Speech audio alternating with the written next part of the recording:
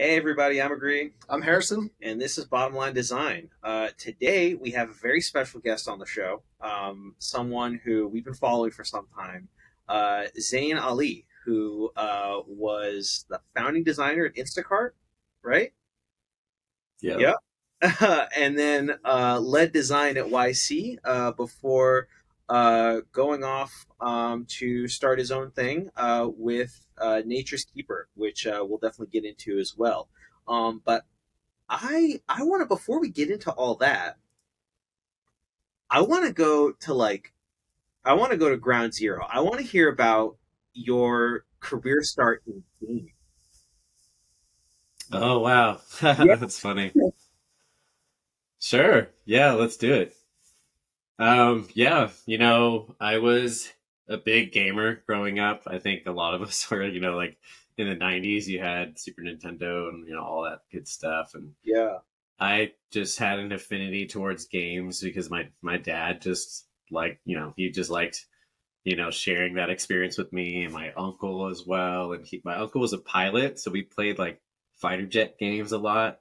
So I Oh, got I got really into games. What I'm saying, I love like skating and stuff, and but gaming just became like a big outlet for me. And so when I was in high school, I was started competing in Call of Duty. This was like Call of Duty 2, and that was like my first foray into like truly like competitive gaming. Like I had played Counter Strike competitively a little bit, but Call of Duty was where I really got serious into it. And the reason why I bring that up is because, I mean, that's how it really, began my, journey into design. I started building a computer to like, play games. And then that led to me, downloading software to design and stuff like that. And when I went to school in San Francisco, I was looking for a job. I found an internship on Craigslist, and it was like a gaming internship. It was kind of obscure, but it was like a gaming news site or something like that. And they were looking for like interns. And so I remember just emailing, like, I was like 18 or something like that. So I emailed like tons of ads on Craigslist, like, I could do that job. I could do that. Oh, VP. Yeah, I could do that. And had no idea, right, what was going on. And I remember, walking into this startup in Soma. It was called Got Game, and the founder David Hua invited me in there because I had emailed him, like an application, and I answered a bunch of questions. And the last question on that application was, "Why should we pick you?" And I said something like I pwn noobs or whatever, like something like to that. I mean, this is like 2008 or something, 2007. So I was really like you know, at that point I'd emailed so many ads and stuff like that. And I was yeah. just like, you know what, let me just take this shot. And Let so me he just invited me in to chat. And that literally was how I got into startups. Got Game was really in its MVP stage. We were building a social app for gamers. It was the Steam before Steam. Steam kind of sucked back then, and you didn't even have like an in-game, like you couldn't browse the web or anything with Steam. Is really just glorified like chat, I think, at that point. And so we really took it to the next level. We were building with like Adobe Air software, like like the environment and stuff. So it was really like kind of like this mixture of like Flash and like I don't know, just all these weird, like technologies, and right it was Before cool. It Monopoly and before Jobs had axed Flash. yeah. Yeah, yeah. And so, sorry, I'm kind of just going on this journey because you took me down this memory lane, and Got Game became this like sort of cornerstone in my career because I was a pro gamer at that point. I was competing in Call of Duty for a few years, and then Got Game really enabled me to go around the world and like compete. And so, It's crazy. our founder David Hua. Sorry, Wait, go when you ahead. say you were a gaming intern, like as in at Got Game, were you being paid to just play Were you video like an games? in-resident gamer? Like No, Liquid? so okay, so whoever had brought in a bunch of like interns to work on like marketing and things like that, right? So I Yeah, came in and I was like, "Hey, I'm like a pro gamer, so like let's figure this out." But right. as like you're trying to share your skills with people, like people don't really like figure out how you can leverage it. But we were really like cornering this product idea in like a space where gamers would use, like pro, competitive gamers, maybe not pro, but like, esports was really still somewhat of in its infancy. And Yeah. so it was very niche. And if we had built really great tools for those gamers, I think we would have had something there, which we did. But yeah, we were really in a weird position of like, this was before Twitch, right? Right. Justin Kahn was working on Justin TV. Yeah. And the big things here that were not happening was like, people didn't have like, desktop computers weren't very common for like young people. People weren't customizing computers like that, like they do today. Like a lot of teens like have like light up keyboards, mechanical keyboards and stuff. Like very different today. You look in a classroom today and there's a lot of nerds, but like, or like computers cross the chasm outside of just nerds, right? When I was in high school, like it was just like I was the only kid in school who built a computer. That was weird. Like it's very different, right? And so, to be in a place where like, hey, like I'm this pro gamer, like can we utilize my position here? Hua was like, yeah, let's do it. And so it was like, let's sponsor you young kids who, we don't need much of a budget, right? So we just went around with our team. So it was me and my buddy and my roommate, actually, Zach Packard. He was a pro World of Warcraft player. And so we basically were interns at Got Game and got to go to MLG tournaments. We basically helped build the pro circuits for MLG, for World of Warcraft and Call of Duty. We brought like PC gaming to MLG, me and Zach, which is funny, as interns, right? And so eventually I was like hired as an employee, but like I was still like, a junior type of.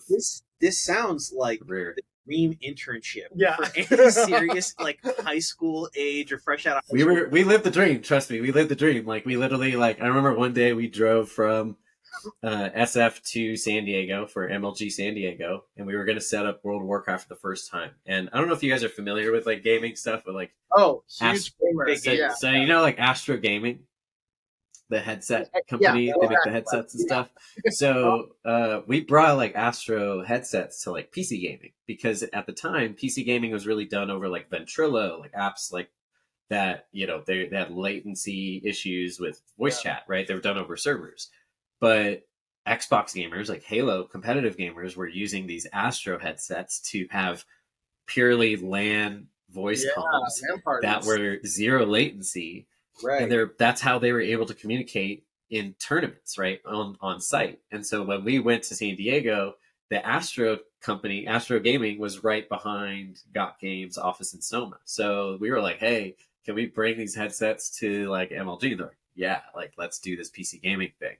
So they gave us a bunch of headsets, and I remember we set up our teams. So we had Zach's teams for World of Warcraft, and then my teams for Call of Duty. And these kids, like we set them up with the headsets, and they had zero latency, whereas all the other kids had to connect to I forget what they were probably using, maybe Ventrilo at the time, but they had to connect to outside server from the MLG tournament just to communicate. So we had like an advantage over these other teams. Anyways, this is the longest rant about this, but yes, it was a crazy dream internship and building like an MVP product for your friends. Like, right, I was designing, and like this wasn't just fun, right? Like only it was enjoying, like I was enjoying it because I was doing something I loved. But like at that tournament, we were working, and then like I was taking photos. We left, right? We had these crappy digital cameras back then, and we like went back to the hotel. We'd upload them to our Got Game like blog or news site, and we were the first ones to post about these World of Warcraft tournaments in the world. No one had the like images. This was the first time these pro World of Warcraft players were meeting in person. So like I had the photos of like all the dopest gamers in the world that no one had, and we were getting all that traffic because of that, right? And then we came home. We'd be working on the app, and we'd be launching it to all our friends, all these competitive gamers that we were meeting on the circuits, and that they were the ones testing the app. Eventually Got Game didn't work out because of other reasons, but I feel like we were a little early, but we were like inching our way to product market fit. And it had a lot to do with because I was, such a, hardcore gamer that I was like, oh, I'm designing for like these people. And the way that led into me designing other things was really like, oh, like that's what a product designer is. I didn't, term product designer didn't really exist, right? It's 2008. Yeah. Like it wasn't Yeah. really like UI, UX. There was not really a thing like that. And And even so, before UI UX, it was like information designer, information architect. yeah, You Yeah. know, Yeah. it's exactly. like Remember Or lifting? graphic designer. you Yeah. work at Or, BlackBerry, you Yeah. know, and Yeah. it's like, yeah, yeah. Wow. Or you're sort of like a HTML like person. Like yeah, with that's a it, right? You did like cold fusion or something, like just weird stuff. And so, yeah, this is like a weird time where we were building an app, and honestly, like Twitch popped up like right after that, right? Justin and the team, like they pivoted to really focusing on live streaming, and we had already focused on live streaming. We had acquired a company called Game V or something that did live streaming for Xbox, and so we had owned a whole property that was doing like all the live streaming for like Halo and stuff like that, and we were slowly like branching into web. It was one of those things where we were building everything. Like we built a sick in-game browser where you could browse like while playing World of Warcraft, and that was huge because people were using World of Warcraft tips and stuff like that, doing arenas, like so just like a totally different world, but like honestly, it's super fun because we built something dope, but it just didn't take off. you know what's crazy is like this reminds me of when two examples come to mind. One, when I was at a an MLG tournament watching Brood War and like the expansion pack, and this guy hotspotting had like more or less like just came out, and it was faster because it was on the next gen telcos. It was faster than the arena's Wi-Fi for all the players. That difference in FPS totally makes a difference, especially Mm-hmm. for something like as twitchy as COD, right? Where it's like Right. FPS totally matters. The second example that comes to mind is Wall Street getting information from like global exchanges Mm-hmm. milliseconds ahead of all the other competition. So I would imagine that you guys were like known for, okay, well, these guys have like top speed and like, you know, the most immersive experience. Like that's pretty wild to think about. Yeah, yeah. It's a totally yeah, it was a totally different time. I mean, I don't really game like that anymore, but yeah, that those little things mattered so much, and that's I honestly like I think what made competitive games so interesting back then was like those little weird things that added to why competition was so fun. It was Yeah. because like like Call of Duty competition was very like limited format of the real Call of Duty, right? Like they didn't have all the perks and stuff like that. You Right. couldn't do all the like the cool stuff, extra things. Like it was very bare bones, and it was to level the playing field, right? And then out of that spawns like other weird things because people are glitching, the map, or they're finding ways to take advantage of like what they have, right? It's understanding limitations and then trying to go beyond that. And I love that because honestly, like being a competitive gamer, I've derived so much like from that experience. To me, it was like one of the biggest things was about communication. Like you're a kid and you're yelling at each other, and you realize like when you get to that level and like so much money is on the line and you're traveling to a whole other city and like your friends are not pulling their weight, or Oh, and you're just so young, like you just there's a lot of toxicity in gaming, and so you like don't know how to control those emotions, and the teams you realize at the top, like we're playing against like Evil Genius and stuff like that, and like these teams have such an incredible, like impeccable stoicism about each, individual. They're able to like, hold, such a way about themselves during very intimidating, moments, or very like extreme moments. Right. And like you yeah. bring that into other spaces and all of a sudden like other things become a little bit easier. You're like, oh, we just have to communicate really well. Cool. You bring Yeah. that to the startup Yeah. world, and all of a sudden it's like you communicate really well and you can move really fast, right? So there's a lot of lessons I learned through that experience, and I think gaming, again, it's like it's coming on another hump again, right? We had like the whole creator streamer world, and now it's like about to go over another, a big moment. So it's Well, so then, interesting. okay, so from the what was that company called again? Got game. Got Game. Okay, from Got Game, was it a straight line from Got Game to Instacart? No, so I worked at a that was when the economy tanked, and I was still in school, so I was basically taking night classes and trying to work, just pay my way through school, and um, I found through one of our investors, they invested in a company called Raceway, which is a motorsport simulation gaming company, and again, and I'm like probably like 20, not even 21 at this point, and I joined another gaming company, and we were building this motorsport game that was supposed to be so real. It was supposed to be, It was revolutionary. like actually, you know, to the T, where you feel like you're really driving the real car. That when you go to drive the real car, it feels like it. Besides the resistance and stuff, Right.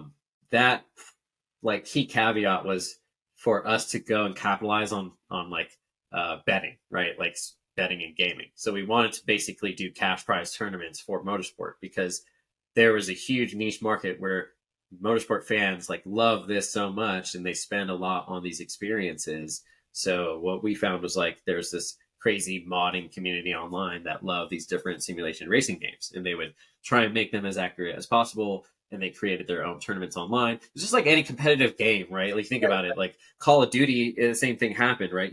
You have this like small group who wants to play it competitively, and they create their own version of it, right? Some people go and hack the game and they like make this version that's meant for competitive, and then they Yeah, create a league. It's never really officially the yeah, company that yeah. does it, right? For me, like I was a really big Super Smash Bros. Player, and basically like I don't know, maybe 30% of the second half of college for me was just playing a modded version of Brawl. Someone had Yeah, figured out how to like root Brawl, and they created Project M, which adapted the physics engine from Melee. Because the problem with Brawl on the Wii was just that like the characters were too slippery, right? So you hit somebody and they would like slide across the stage, whereas like in Melee is like they were just like stickier. They had some gravity, and right. so yeah, it was like I mean it's so funny how yeah these communities kind of like deterministically almost like we have a shared interest, we have access to the internet. Okay, holy crap! I think I'm way better at this game than you are. Like let's duke it out, and then suddenly like tournaments form, and slowly like shrines develop right around like legendary players and breakthroughs in like wave dashing or like frame skipping type stuff.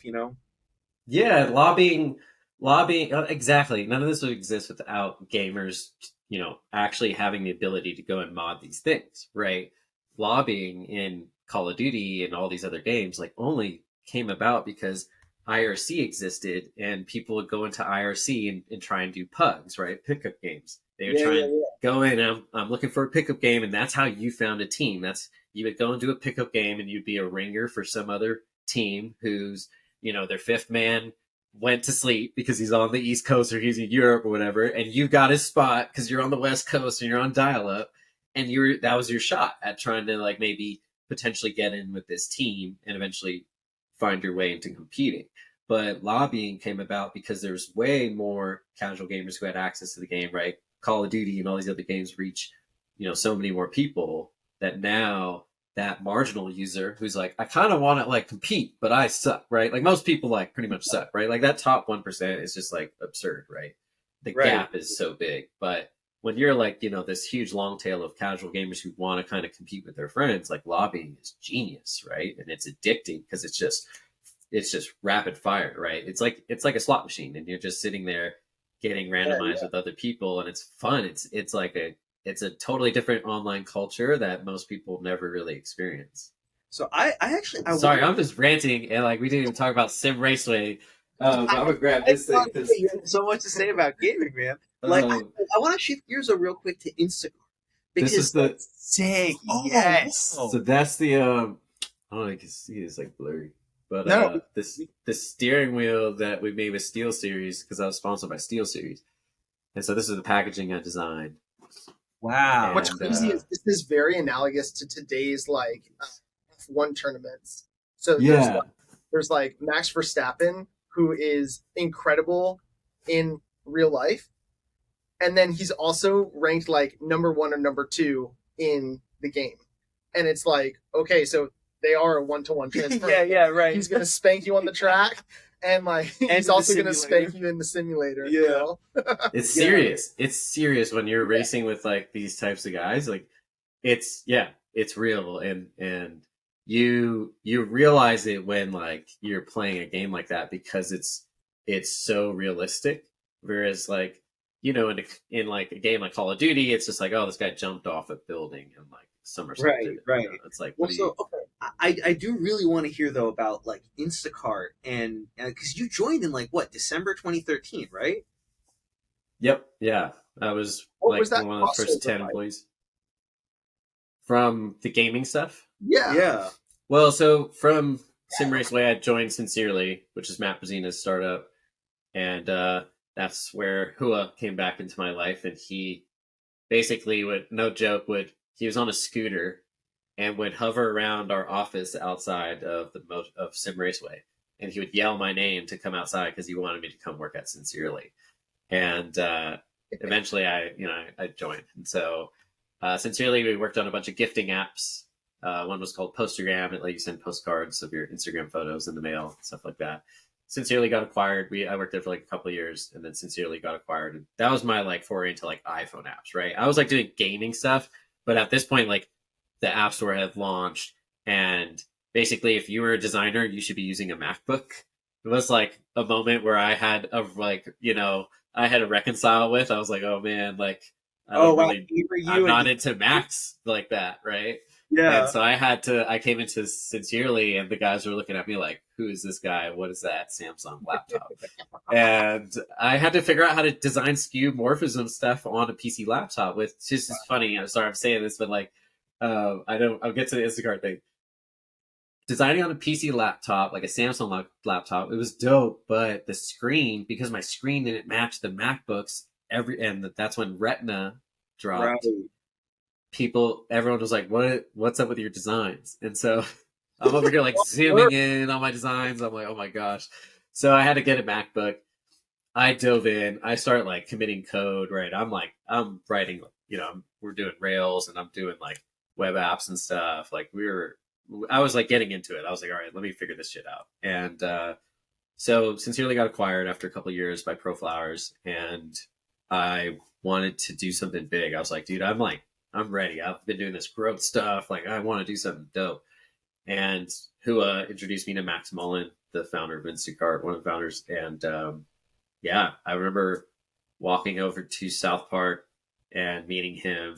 I was all hooded up. I was like, had like a black hood on, and it's probably like San Francisco summer day, like totally unnecessary.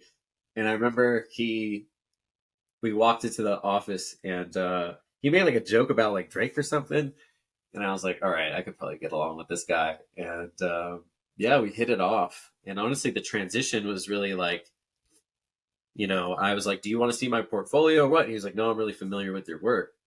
And like, and I did like a design exercise and stuff like that. And the translation was really the commerce stuff. So Sincerely was like, me honing in on like, how do you get a user to really like, add a photo, add a message, like send it, get an address, like mail it, right? Like that sort of thing. And Instacart was like, add the groceries, like the complexity of groceries in a catalog. But that wasn't so foreign to me. My dad was a chef. He owned restaurants. Like when I heard Instacart, I was like, oh yeah, like everybody eats. Like I should do that. Yeah, yeah, and I mean, fun fact. So this is kind of like a throwback that we'll get to later in the combo. But like, NUMI originally got into Y Combinator as an Instacart for Africa. Yeah. And so I think even before we met you, we must have been pretty closely studying your work because it was like literally we did like screen by screen teardown, right? Oh yeah. Yeah, of like why it was that the add to cart button was like on each individual little square, right? Rather than like most e-commerce apps at the time would have it like you'd have to tap into the dedicated product details screen and like so many little details like that. And before we get into some of that design philosophy, I just want to know like what was Instacart like when you joined in 2013? Like what were the challenges they were facing? Like where were they in their journey? And just for a sense of scale, how big was the team at this point? Yeah, I was probably like number 9 or 10 or 11 or something like that. We, three of us joined right around the same time. And so a lot of folks were, we had like a few engineers. I could just name them off. It's pretty easy. Andrew Kane, Nick Elser, Min Kim, uh, Arno Ferrari joined after me. So like there was, yeah, I was like fourth in terms of like product engineering, and obviously there's Max support at Brandon, and and then you had customer support, who was Jason Yoon, and I think Laura Barnum, who I forget what she was doing, like some operations type of stuff, right? Like a lot of that stuff was kind of foreign to me because we had like started I think we just launched Chicago right when I joined, or Wow. we're about to, and so like Will Hilmert was there, and he was in Chicago, and I'm sorry, I'm just kind of name dropping because this is so fun to kind of recall. Or like, wow, like that moment it was quiet. That's what I Right. remember. It was quiet when I walked in. It was heads down, quiet, and I remember like, and sincerely, like we were doing cool, but like I don't know, like the vibe at Instacart was like, damn, these are some smart motherfuckers. like, sorry, I shouldn't maybe cuss it like that, but like, I was like, man, these guys are really smart. I really can just like tell they're so focused, and they had like a little shitty dashboard on a TV in one of the rooms, and it had like maybe like 10, 20 orders on it or something. Obviously like was fluctuating, but like I don't think Instacart really had more than like 50 orders a day or something. But we had raised, I think we just raised an A round though, right when I joined. So, And um, what was that yeah. first design challenge? Do you happen to remember that? Like you came in day one, it's What like for the interview or for no, for well, you can tell us about the interview if you remember that. That's kind of fun. But do you happen to remember the like that first design challenge for the company post? Like the first yeah, design work that you Yeah. shipped at yeah, Instacart. yeah, yeah. That's easy. The design challenge was, I have it, but I have it obviously in my email. I remember doing like a GIF, animated GIF, just to animate some like when you added an item to cart, it would appear in the top right on the web, and it would Mm. float. It would like animate away and disappear, like sounds stupid like that. And some other things like I cleaned up the cart in my design challenge for the interview. I cleaned up the cart, made the prices real like lined up. I was just like, we need to make this super clear to the user. That was a lot of stuff I took from sincerely was just like how to just like make checkout really crisp and super simple. The first design challenge when I walked in it was really, I couldn't start right away because it was like around Thanksgiving or something. I was in Southern California visiting family, and Max wanted me to get started right away. So he was like, "Can you talk with Min? He's our iOS engineer. Like he's making the app. Like this was like the first real like native app, Yeah. iOS app, right?" And so he's like, "Min's working on the app right now. Can you like sync with him and just figure it out?" So I was like, "All right." And so I emailed him and I was like, "Hey, here's some like ideas." So I started like ideating, and again, like I think Figma was barely like dropping around then, so very like early. So I Everyone was just changed over from Photoshop, and everyone's like Sketch, yeah, and then Sketch gets bloated. You know, yeah, and so I was in this weird place where I was like, I know Sketch. I don't know if I want to try this new thing just yet because I'm the only person here. So let me just bang this stuff out. So I remember sending him some designs, and he was just really like, I was like, "What do you think?" And he was like, "Cool, like looks good to me." And he just, I was away, right? So I was like, "Cool." I remember like taking a bus back to San Francisco because I love those mega buses. They're like $5. So I took a bus back, and I was like working on the bus. And Max was like, "Why don't you just fly back? You would just be here. Like one day you'll understand how much your time is worth." And I remember like getting back. Min had a version of that first design in his hand, and I was like, "Oh shit, this guy's fast." yeah, And that's when I was like, "All right, let's go." yeah. Word. And Okay. like feeling, just describe that feeling of like as like all three of us are now founders, right? Like when we see one of our employees get unblocked, it's a great feeling. because you want to like inspire more of that. From a designer's perspective, though, can you take us through how you were feeling? What did seeing your work live do for you? Yeah, that's a good question. What does seeing my work live do for me? Being at Sincerely, a lot of the guys really took pride in like delivering excellence. Rick Harrison, Matt Herzog, um, Harrison, Lee, Scott Gardner, like all these guys I learned like I remember because we were moving from like skeuomorphism to flat design with that iOS changeover and stuff. So I remember like us, walking around like going to bars and stuff like Nob Hill and like just looking at like we'd be outside walking home and be like, look at this thing that like Path did or whatever. Right? We'd be looking like so close at our phones, like just too close, right? And so that level I think like sometimes like gets lost. It's like, all right, but I think like it's fun to obsess over those details, right? When you're creative, you're like, wow, like that just feels so good. So taking that into Instacart, it wasn't just like, oh, I want to get those like feelings, but to meet Min was like, damn, I just met my guy. So to see him like execute like that was like, all right, it's time to go. To take that step back, like before I came in, I saw an open playing field, right? Like the web app wasn't in great shape. Like all these things were just like they were undesigned, right? Like Mhm. at that point, you didn't even have good frameworks or CSS frameworks or anything like that to Before jump React. off of that well, right? So like everything was not in great shape, and so to me, it was like I could do so much. But Min was the key player at that moment for me because iOS had such a nice, the way that it looks and feels. And then when you have someone who just really cares about those details to put it in someone's hand, it's like, it should work like this. You can carry that now to everything else. So Yeah. seeing that work live was like, oh, wow, now we can sell the vision. And so now we have like the first version of what we think feels really amazing, and that was a game changer, period. Wow. So I really want to hear them because like you're so unique I think among designers and startup teammates that like I think about this all the time that how most startups die before product market fit.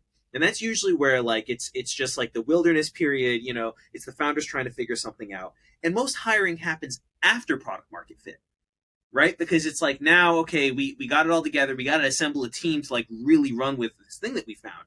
So very, very few people actually get to see liftoff, right? Um, it sounds like you got to see liftoff at Instacart. Like, what was that like? When did 50 become 5,000? Yeah. Like what was that? What was Oh that? man, you know, I think maybe Max or Porter might remember like 5,000 better than I do. I was so heads down that like it's such a blur, right? Like when I was the only designer for like over a year, and so at one point we had like 30. I swear it was like 30 engineers or something. I was just sketch monster. I was just like, I don't care. Like, do I need to follow with engineers? No, because why waste time?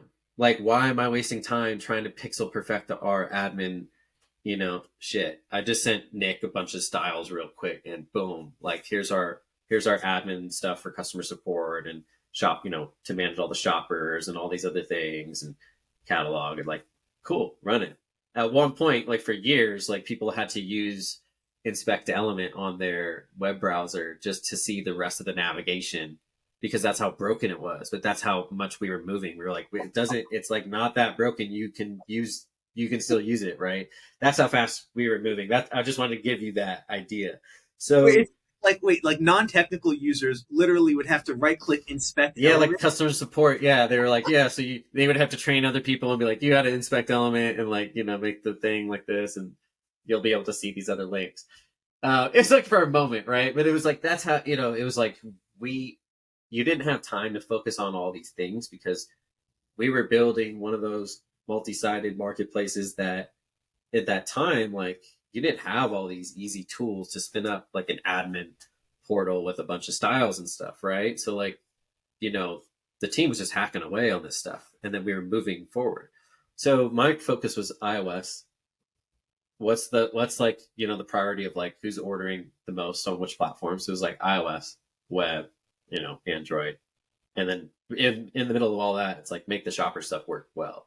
So when I saw Liftoff, it was really Max came to me and he was like, "Hey, we really need to bring in another designer.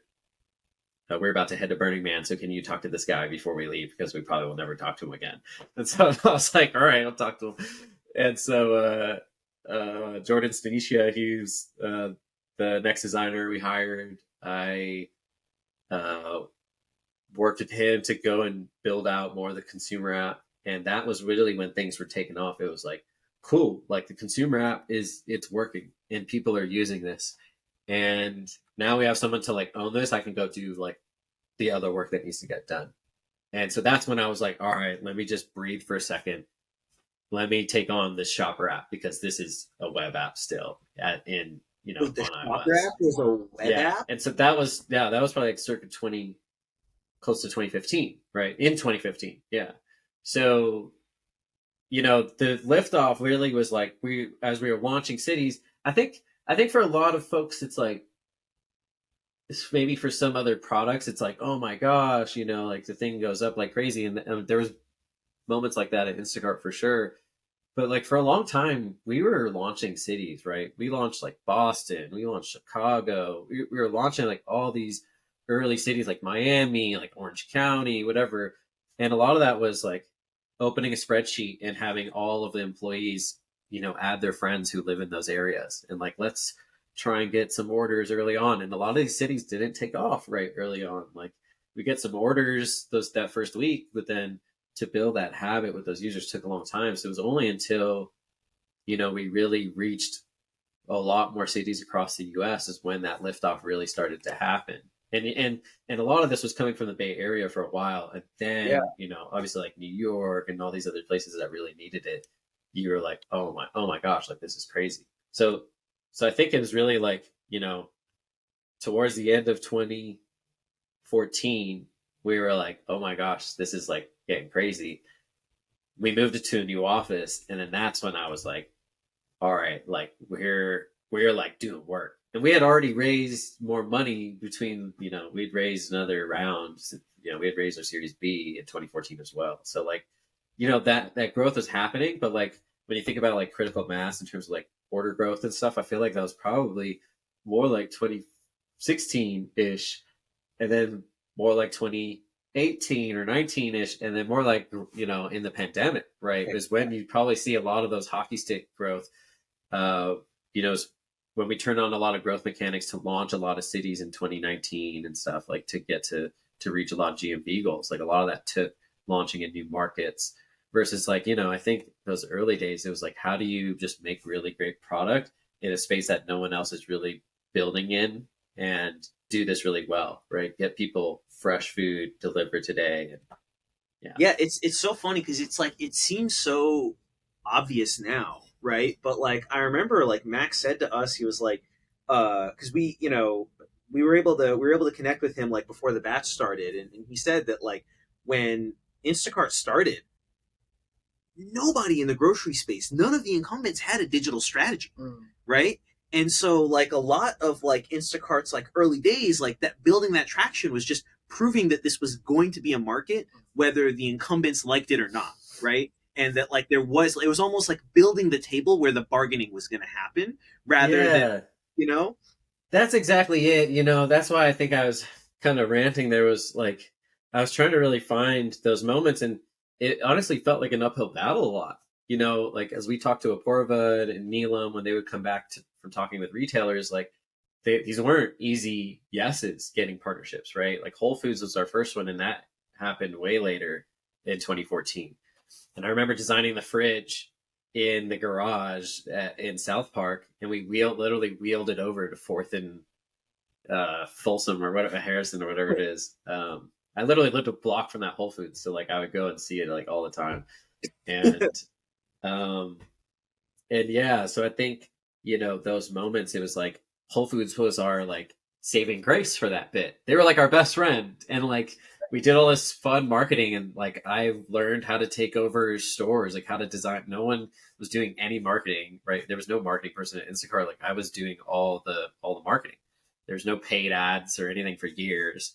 And so it was all just me doing a ton of in-store material. Like I would just go and ship tons of stuff while I was designing, the apps and all that. And I would send out like all these print materials to the stores, huge, posters. And it was just all about like groceries delivered in an hour and the phone and like, the refrigerator wraps and stuff like that. And we just turned stores like green. And it was just like put the Instacart brand everywhere. So once you had that, like in all these cities, what's that?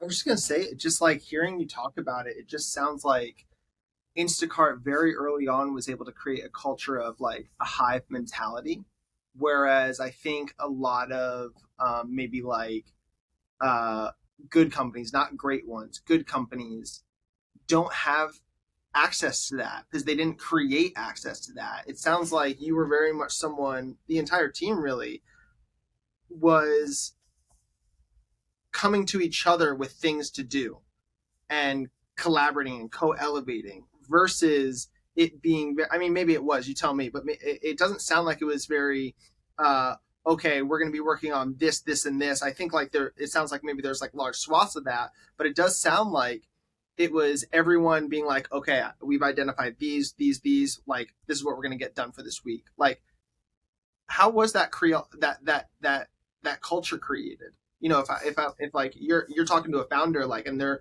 asking that, like, how do you create that culture? Yeah. How do you create that culture of like building and knowing just like what to work on or trying things? Is that kind Yeah, of, Yeah, and yeah, yeah. sort of the founders being able to say to like you, Zane, and like another teammate, like y'all go figure this out. Like either we have to go to Burning Man or we have to go like close like this Series B investor, whatever it is, rather than like sort of the food being pre-chewed, the direction being given to you, and then you like having to work within these boxed in constraints. Yeah. The interesting thing here was like I sat between Min and Max. They called me like mean or like average. It's like, it's like, and so sitting that close to them, we were shipping so fast, like me, like Max and I were shipping like, code edits. Min was, shipping the iPhone app. And so that iterative process like allowed us to really share like just data really easily. So I'd look to the right and Max would just show me what's, we'd be talking about what's happening, in terms of conversion, right? Max and I would literally walk out and go to the grocery store and buy people groceries, like find moms and buy them groceries, right? Go, hey, we'll buy your food if you just test this app. And Max really ingrained that in me. And Matt Brazina did that as well, like really just pushing me to go and do research in person, like talk to people. Super uncomfortable, but like I like being in uncomfortable situations, and so like talking to people randomly at a grocery store is fun. Like so, let's yeah, do yeah. it, and did that for a long time, right? And so that instills something in you to over 6 years. It's like I did talk to like thousands of customers, right? I was in customers' homes. I was like in customers' cabinets, like literally digging through the cabinets. I filmed customers' homes, cabinets, and their children. Right? How like intense that is. Like it sounds, I said it in a way it sounds invasive because it's intense. Like that's how deep you have to go into understanding your customer Okay. and your Yeah. users, right? Yeah. And so, Oh, go ahead. well, that DNA, I think, when you have that as different people in the company who are cornerstones of the company, it's like people are rooting a lot of this in that understand work. And Oh, so when you get to a place of like, hey, we're growing, maybe like Max and I were, working on the roadmap and like adding things to the roadmap. I'd come up with ideas, you'd come up with ideas, but a lot of it has to be rooted in that research. So I'll give you an example. We worked on lists and recipes, and I remember like designing this full-fledged feature. And I remember I went to Coachella because I was working on a bunch of music stuff outside of work, and we were on tour with A-Track, and I remember doing all this stuff with A-Track, and like for him and it was duck sauce, and so like we were I was helping out with like all these little things like their little duck bills, and I was giving them out to people in the crowd, and like all the big like faces like Barbara Streisand's like face cut out and stuff. I'd go out in the crowd and give people these things. Anyways, so I'm out like Coachella weekend, and I was like, damn, it'd be dope if we had like a list of things that like A-Track would have, like that he can tweet. like a list of products that he has for Coachella. It was like hot Cheetos and like Dom Perignon and all this stuff, right? Like champagne, like here's your Coachella kit, water, electrolytes, blah blah blah. So I was like, we should make like lists, like it'd be dope to like promote lists, and maybe they'll go viral or something. Like totally wrong, totally like one of those gut instinct, like it'd be cool if we did this, and it wasn't really rooted in any, great research. Of course, people like to make lists for their groceries, but reality was just like we didn't have enough users and enough like pull to go and do something like that. So Arno and I built the entire feature, full spec. You could create a list, you could create a recipe. They show up in these like embeddable, like cool, modules, and they have a cover photo and all these things, right? And if you shop in a different zip code, it'll do its best to pull all the ingredients from that store. And Min built the feature on iOS, right? We built all of it, and like literally no one used it. And we also, like, to a fault, I think, didn't market features to users forever. I think the entire time I was there, we never marketed features, which I think like good and bad. I think it's like you learn what people just intuitively will just use, and then you learn like a feature like lists and recipes. You can put it in front, you can feature it, you can do all these things, but if it doesn't have the right content, if it just isn't executed like perfectly, if it's just not obvious, like it just doesn't work. And so we waste a lot of engineering time on that, and those lessons hurt more, right? Especially as a company where you're vying for orders, right? You're in the tens of orders, not like in the thousands or hundreds thousand or millions, right? Yeah. You're like, damn, like we can't we can't have any sacrifices like that, right? Yeah. For what it's worth, I do remember the list. I remember those too. quite well, and specifically, I remember like the collaborations that you guys tried to do. Like, hey, this X and X. I think you guys were working with chefs at one point. And it's like this chef created this, and then it was like add this to your Instacart. And I remember just being blown away at being able to press add to Insta, and then just boom, everything appearing in my cart, and I could just order right then and there. I thought it was cool. Yeah. And the other thing I was gonna say also, like, because I mean, like, you just had like a lot of like wisdom in there, but the guy who like figured out that Lyft should be an intra-city rather than an intercity service, because you remember it was like Zimride originally, right? And then they tried the sort of like the on-demand ride style model, and it really took off. His name was Evan. And we had the pleasure of working with Evan actually at Clara for a brief stint. And he's still a good friend of ours. And like, I remember when I was getting lunch with him in SF, like I was visiting from Nairobi, and I was like telling him about like what we were doing, and he said like the thing that made Lyft really, really like win in those early days was how close they were to the customer, right? That he said that they had chosen an office that had back alley room for the Lyft drivers to come in, right? So that they could like, get all the inspection and stuff done to finish the KYC for the drivers. And we ended up doing something very similar, like kind of like it sounds like you being a block away from the Whole Foods where your fridge was at. We chose an office in a building in Nairobi that was in the same building as a grocery store, so that we could go downstairs and like actually do the picking ourselves and catch people as they were going into the parking lot being like, yo, can you just turn around, like leave? Until the security guards came out. I was like, please stop harassing our customers. It's like we're buying them groceries. Yeah, right. Ask them if they're being harassed. And I mean, like, I know what you're saying. It's like super intense that I was like delivering the groceries myself. I would put them in their pantries. We were doing the same thing, right? That we would like go like pick the groceries. And I think just like what you're saying about like, making sure that it's like you guys are as close to the customer as possible, that you guys are out there doing everything yourselves. Like, it's just true. And when you have conversations with your team, like I always say this, like junior designers always start off sentences with, I think. Senior designers start off sentences with, it should be because, and then they're pointing to the person in the checkout line that they just spoke to that afternoon. Or Max's dashboard. They're like, or Max's dashboard. Yeah. Yeah. So. Yeah. Sorry, go ahead. No, I love that. Being that close is so important, especially like a physical type of experience, right? If you're just designing in an office and you're not realizing like what it's like to actually receive the groceries, especially like that young, right? I wasn't cooking at home. I was eating at work all the time. So I wasn't using the product at home. So I'd have to use it at work or like, wherever I was on trips, or I was always on the phone with my mom, like those early days at Instacart. My mom was literally my UI test. Like she would literally tell me like the font's too small. That was like one of the first weeks of Instacart. She was like, yeah, I can't read that. She had like put on her glasses, and I was like, oh my gosh, like I've been designing all wrong this whole time, right? Like a lot of the stuff I've learned at this point is like unraveling before my eyes because I was designing for a whole new user that I've never truly understood that like, hey, technology has to work for them in a totally different way for this very utilitarian like experience, and I'm over here like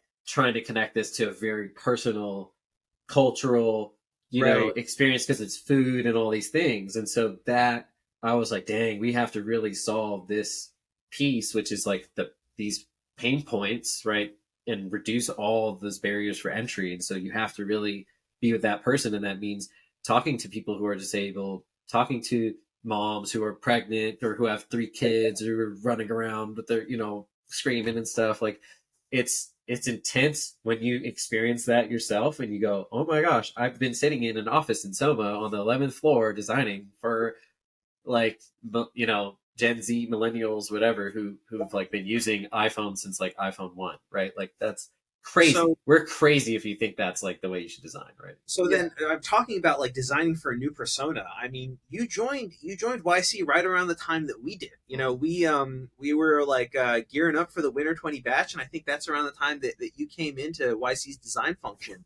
And I'm just like so curious to hear about like what was that mental model shift. And I mean, like going through, like, for us, we were like the guinea pigs of, I think, of a lot of the stuff that you were shipping, because the Winter 20 batch, I always like to describe it as the last in-person batch and the first remote batch, right? Yeah. That like they had to kind of shift that model in the middle because of COVID. So like, yeah, what was it like coming into YC's design function at like that specific moment? Wild. Wild. Honestly, like I had an idea of what YC was because all my friends had been in YC. Right? All the founders I'd worked with had been in YC. Hua, I helped Hua and Meadow get into YC, working on some of the early Meadow design stuff. And so kind of being along these rides and working with all these different people. I mean, we had all the YC people come and talk at Instacart, like from Paul Graham to Sam Altman and so many other folks, PG, right? Or sorry, PP, Paul Buchheit. And so there's all this like sort of affinity I had for YC. It just never really felt like this place because I didn't really see design there like that. And then an opportunity came up. Gustav at YC had, thought YC should have a product designer. And I was like, this looks really interesting. Everyone I know, is really familiar with like Justin Kahn and Michael Seibel and stuff. And so I was like, this feels like I should try this. Like, I really want to do something new. Instacart had already broken like 3,000 people, employees, right? So I was pretty much like, all right. It took us like over 8 months to redesign some stuff in the app, or I was like, all right, I need some faster paced stuff, and I want to do something a little new. Instacart was a lot of up and down, right? So YC was one of those things where I was like, cool, I like get to go work at a small company, and like it's gonna feel early, but it's YC, so it's different, and I'm gonna work with founders, and I'm gonna learn a lot about like investing in like, more about startups, and like I love startups. I was like, I've been working at a bunch of startups, so why not, right? Like let me help founders design companies and stuff. Totally different experience getting in, right? Like first experience was like in Mountain View and like meeting all these founders and realizing like how much Instacart had impacted people across the world, just in like people, like you said, like people in Africa and stuff who were like, oh my God, you like worked on Instacart? Like, that's crazy. And I didn't realize that. Like, I'd been heads down for like 6 years, and I was like, oh, people like actually, like this guy was telling me they were studying Instacart in their MBA program, right? And so I was like, are we old? Like, I don't understand. Like, are we old? Or, like, is this a compliment? Or, but there's like Yes, this we all. moment of like, oh wow, like this is sort of like a homecoming. Now I get to go and share and like empower. And that's all it was like, how do I empower all the founders at YC and to go and build amazing companies? And that became just the cornerstone of like all the work. So was it like when we think about designing for a product, it's very clear usually like who the customer is. When it's YC, you're designing, like the customer is the founder. It's a very, very different design dynamic, right? Were you going out to, just like you did at Instacart, were you going out and talking to founders and finding out what they needed that maybe design could solve? Or were there already like, was there already a list of things that needed to be solved that the team that brought you in had arrived at? That's a great question. I'll break this into two. There's like absolutely a bunch of stuff on the table at YC to do, and then there's a bunch of stuff I saw like that was like, oh my gosh, like there's a whole missing piece of the puzzle here. I think there's also like a third piece here, which is like, um, what's sort of like the appetite that like founders have for this experience in their lives. So if that makes any sense. So like what you're talking about is like, this is not an add to cart like product, right? Yeah. Like I'm not like coming into YC and like people are not like adding like a fundraise to cart, right? So that broke my brain. I was like, what's our metric for success? Like how do I like improve this stuff? Like what does it mean to really improve software? And I think a lot of designers and people outside of the ecosystem looked at me and were like, you a lot of people who I thought were like amazing designers, I was like, they were hitting me up saying, you have my dream job, or that's my dream job, because they thought I was like a one-man agency or something, designing all the startups in the world. But the reality was, I was like, no, that's not it. And so the reality was like, you need to come into YC and empower the startups without helping them at all with any pixels. Like, do this job without touching any design for the founders. Yeah. And that was like, okay. So I can't tell these guys, I can't tell Harrison like, hey, like maybe you should try this different type of thing. Like, it's like, what version of that what flavor can I give that's not going to be so invasive where you're going to rely on me for help, or think that you need a Zain, or think that you can't do this on your own? How do I actually open your world up to design, and how do I empower you through design to make Now, your life easier? And that, oh, sorry, go ahead. sorry, real quick, I actually, this is a very, very nuanced, this is a subtle thing that you're describing, but it's so important, right? And I want to make sure I'm understanding it correctly. Are you saying that like your mandate while you were at YC was to almost like design awaken these founders rather than necessarily being like the designer on YC products, which I know you did some of that as well, but like I would say less that. I would say if you talk to Gustav or something, they probably told me not to do this in a big way, which is like software scales, right? This is the YC way. It's like software scales. So like, yeah. if we have the least amount of people working on software that we can scale really well and it's really helping founders' lives, great. You're doing a great job. Then you can maybe talk to them a little bit about design. To me, it was like twofold, right? It was a revolving door. My work is going to go and be a reflection of how founders feel they should be designing. So if I go and design a beautiful book face is the internal YC app. If we design a beautiful book face, like our founder's going to be like, wow, book face is beautiful. I got to design a beautiful product. Or are they going to feel like, wow, Bookface is really hacky. Like the search actually works really well. Maybe we should just kind of like learn from this like search experience. Everything else sucks though. So why is that like good? So you get what I'm kind of saying is like, there's this weird like give and take where like, a lot of that work, again, kind of coming back to like when I was at Instacart, was like giving designs to engineers and not really trying to get to pixel perfection. Like I remember like we shipped a big modal that had like the like headline was smaller than the body copy, and we didn't touch it for like years or something. And it was like the share, like it was how you invited your friends. So that was the first thing people saw, right, when they like got invited. So like similarly at YC, it was like, dang, like I can't, like I want to go and redesign something, but like what's really broken here? And on Bookface, it was maybe like search results are taking 10 seconds to load. So like you could go and design a whole new search results experience, but what good does that do if it's taking 10 seconds to load? So here's the metric. We're trying to save founders time.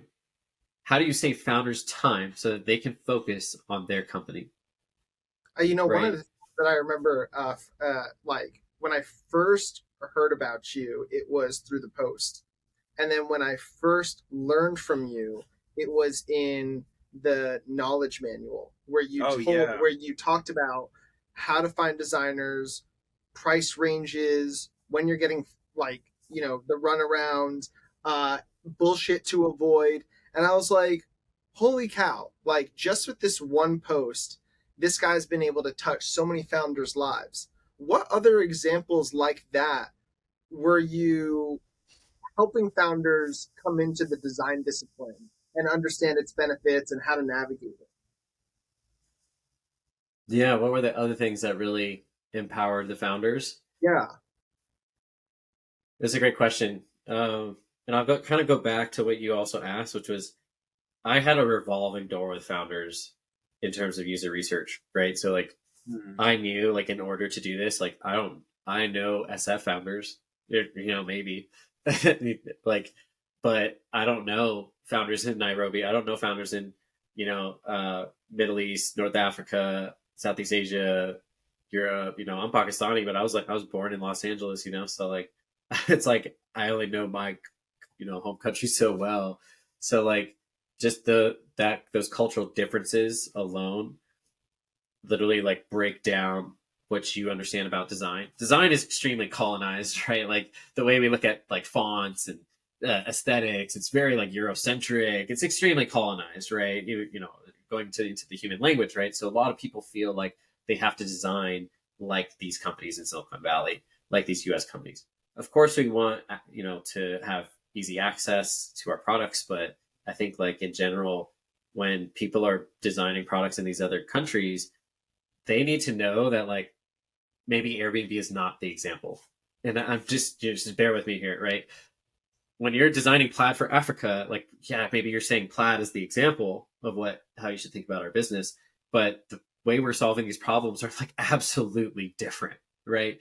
Right. Fundamentally, infrastructurally, regulations, all these other things, so different. So as a designer, when it comes to speaking a design gospel, you got to watch what you say. And I remember I will share this because this is like there's a moment of humility I had, which is I was working with some founders. They're building an app those for women. It's an e-commerce app for secondhand women's wear, and you can probably figure out who they are. We were doing a talk. They were asking me for feedback and stuff, and I was giving them feedback, and I think some of my feedback was a little suggestive.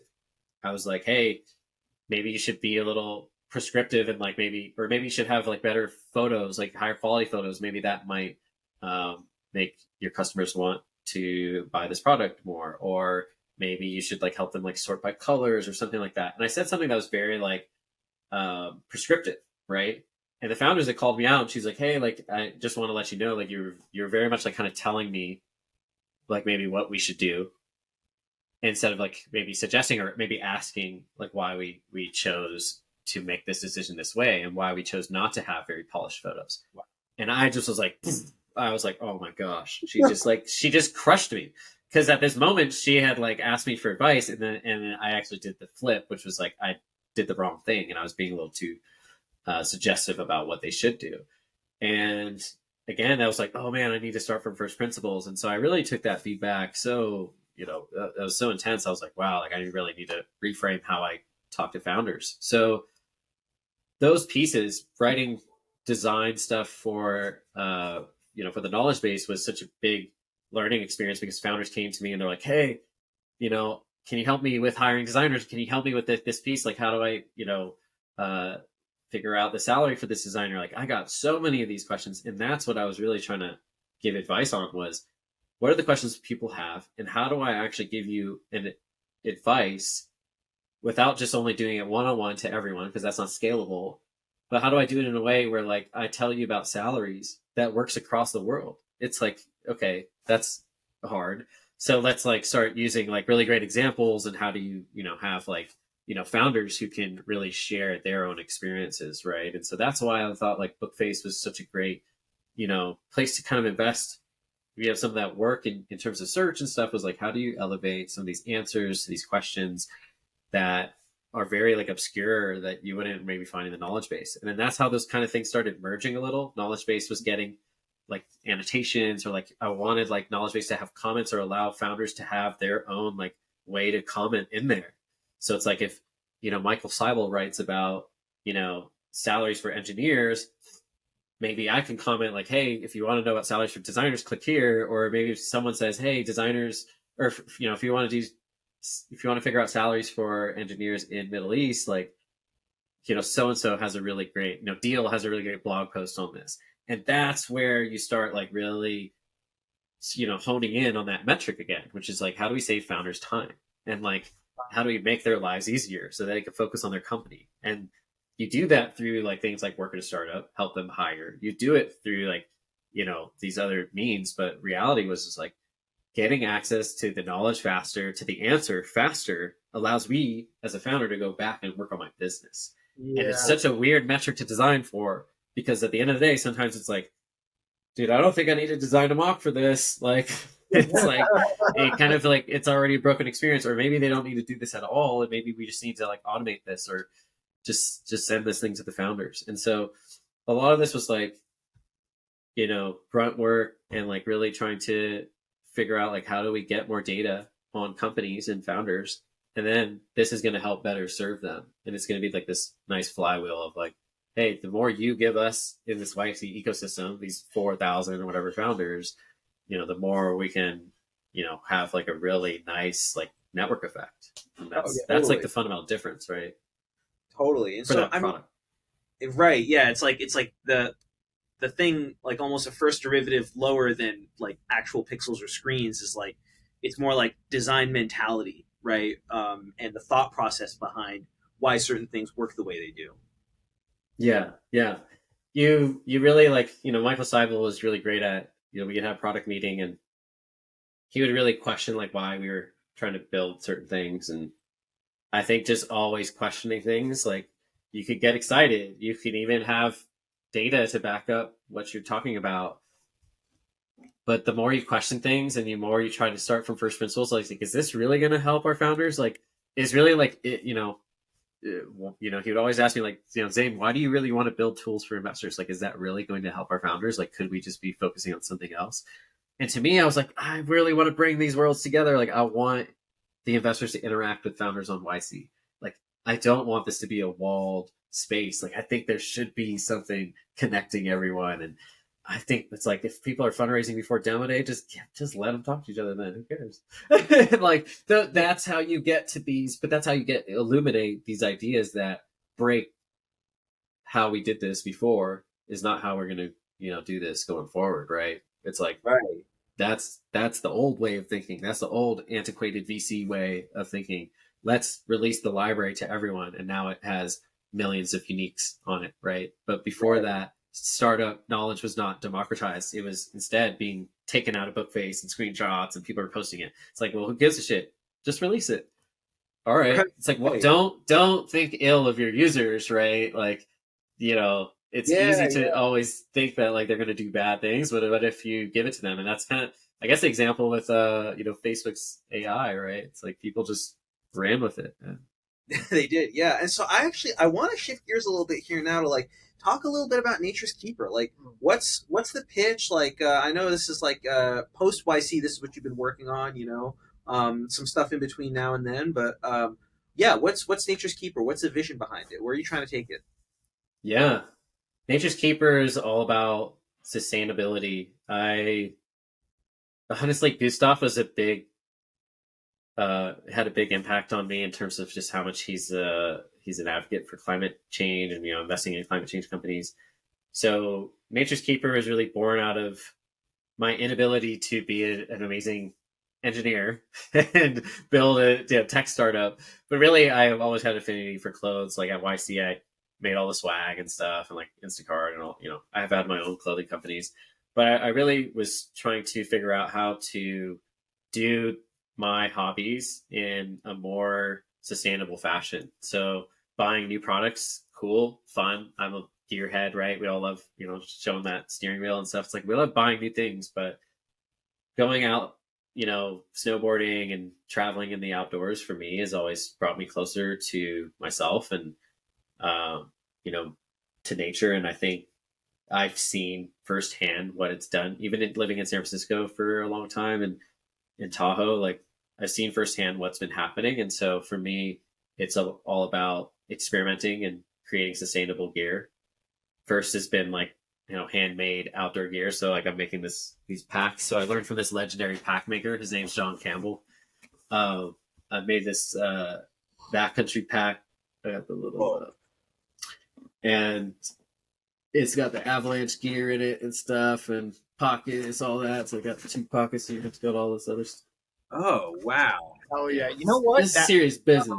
Me a lot of like the Yeti backpack series, and like Yeah, they just like entered into this space with not a whole lot of knowledge, and I was like, you can always tell. Like I'm getting goosebumps, and biology doesn't lie. Like you can always tell when a company just cares. You can always tell when a It company just shows. cares. Yeah. Because when they enter a product space that they have no business entering or have like no experience, and then they come out with like, I'm just looking at my backpack. When they come out with a bang, it's like, wow, you did your diligence, you did your research, you spoke to outdoor enthusiasts, like, and you produced this product, and it shows. yeah. I imagine it's very similar with you as well. What was that process like doing diligence? Was it looking inward because you have an affinity for the outdoors, or who was it that you spoke to outside? Yeah, good question. You know, like I said, Nature's Keeper kind of was born out of like I want to create my own stuff.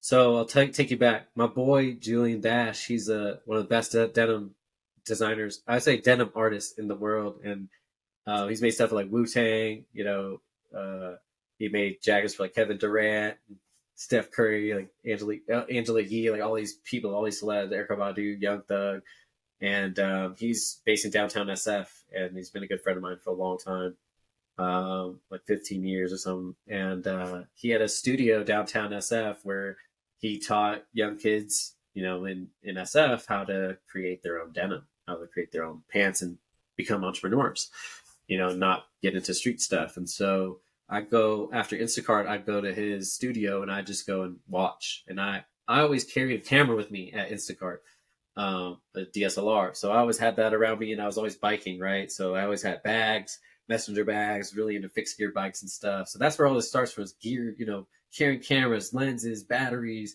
laptop, all that. And I would be traveling for Instacart all around the country, going to different cities, right? Doing research, doing photography, taking photos of shoppers, customers, or our team, all that. And so for me, it was all about like the utility aspect. Like I'm over here at Instacart. Julian, this is why I like talking about this because no one asks about this stuff. Julian understands this from a design perspective. So I would arrive at the studio on Turk Street, right at Turk and Market, and it'd be like late night. We'd hang out. We'd go out, eat. We'd be, have some beers, and I'd watch him make denim, and I would film it and stuff like that. And he would make me denim. So he made me like one of my favorite pairs. And the way he designed it, he didn't even have to really measure me. He knows just by looking, he can measure you. And obviously, he will measure people. But like for me, he just eyeballed, and he takes into account like, okay, yeah, you go to protests and you jump on like barricades and you're taking photos and stuff like that. Okay, yeah, and you're doing Instacart, so you kind of want to look a certain way. You need to have like, it can't be too ripped up and stuff, or these little things that he understands like culturally how to Shoulder and design. elbow patches, but no, no, Yeah, no bad graphics on the back. yeah. So like that level of, I think those intimate details for me are so important as a designer, right? And so when it comes to product design, you know, you talk about UI, but you could also talk about, hardware or, again, like clothing. And so Julian always said this to me, which was he was always really about like clothing, food, and shelter. If you can teach people how to, cook, if you can teach people how to make their own clothing and shelter, like they're good. And so that's what his company's called Holy Stitch. That's what that's all about. And so to me, that stuck with me. And I was like, man, like I'm going out into the wilderness. I've had these crazy experiences. I was in an avalanche, like I was in a crazy accident, car accident before that. And like, We'll have to I have was you just come like, on man, and tell us of that avalanche story. yeah. So you Can you gotta just slide be, that in first yeah, day? it's crazy. Yeah. So you gotta be super prepared. And so that's what Nature's Keeper was really born out of was we're making handmade, sustainable outdoor gear for skiers and snowboarders to go further in the backcountry. For me, that's starting with the snow sports, but it's obviously summer, and I want to do stuff that's like dry bags for kayaking and paddleboarding and stuff like that. And really, it's all about experimenting. I have a bunch of sewing machines, making this stuff here at my house, and then taking it a step further. Obviously, talking to the people here and like working with people who are like really about this life. I got a friend named Mike Emmett, and he's an amazing skier, and he loves cleaning up the rivers. He just goes out alone and he just constantly just picking up trash out of the rivers. And so for me, it's all about that stewardship and how do I go and create products for someone like that who's like, I'm like elite athlete, but I also care about the environment and I want these worlds to kind of like mix and I want my stuff to look dope too, right? Like skiing and snowboarding kind of has a funky style. So I like, bringing in those elements that really inspire me, which are like hip hop and all that. And so I want to like kind of bring my own spin to this, but it's all about making that stuff handmade and really dope. Yo, that's amazing, I love Zane. that. Yeah, thank you so much, man. Yeah. This was a really incredible conversation. For sure, guys. I appreciate it. This was super fun. I appreciate you asking these questions. Yeah, it was fun just like reminiscing about those old days at Instacart. And yeah, I'm glad we got to do this. Yeah, Amazing. and hopefully founders and designers alike can, learn a thing or two from Zane. Zane, thank you so much. I'm Harrison. I'm agree. This has been Bottom Line Design with Zane. Thank you so much.